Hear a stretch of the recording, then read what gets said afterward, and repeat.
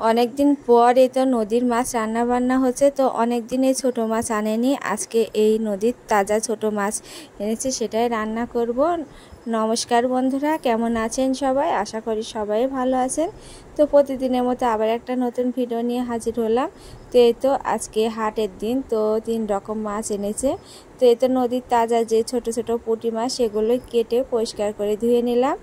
তো ধুয়ে লবণ মাখিয়ে রেখেছি। তো এই যে শাক আছে, কলমি শাক সকালে নিয়েছিলাম, সেই শাকগুলো আজকে রান্না করব, সেজন্য কেটে নেব। তো এই শাকগুলো বাছতে একটু সময় লাগে, তো অতটা সময়ও নেই। তো অনেকটা বেলা হয়ে গিয়েছে, বেলা 2টার মতো বাজে। আর এই মাছগুলো কেটে নিতে আমার অনেকটা সময় লেগেছিল। তো মাছের তরকারিটাও কেটে নেব, আবার রান্নাঘরে চলে আসলাম, ওইদিকে কেটে ধুয়ে নিয়েছি।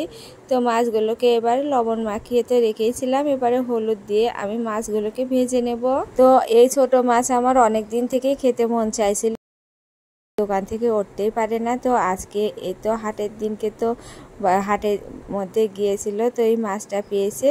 তো এই ছোট পুঁটি মাছের পাতলা ঝোল করব। আর এই পুঁটি মাছের অনেক রকম রেসিপি হয়, তো মনে হচ্ছিল সেটা করার জন্য। তো অনেকটা তো বেলা হয়ে গিয়েছে, রান্নার সময় নেই।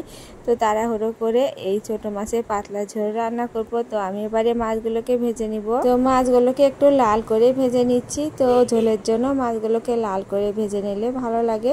তো মাছগুলো আমার ভেজে নেওয়া হয়ে গেছে। ওই তেলে আমি ফোড়ন দিয়ে নেব, শুকনো মরিচ আর 5 ফোড়ন দিয়ে আমি সবজিগুলোকে দিয়ে দিলাম। আর আলু আর পটল দিয়ে আমি এই পুঁটি মাছের ঝোলটা রান্না করব। আমি আলুগুলোকে চিকন করে কেটে নিয়েছি, এরকম পাতলা করে পটল আর আলু কেটে নিয়েছি। আর সাথে কয়েকটা কাঁচামরিচ দিয়ে আর লবণ আর হলুদ দিয়ে আমি সবজিটাকে ভালো করে ভেজে নিলাম। তো আমার ঝোলটা হয়ে গেছে, এবারে আমি ঝোলটাকে নামিয়ে নিব।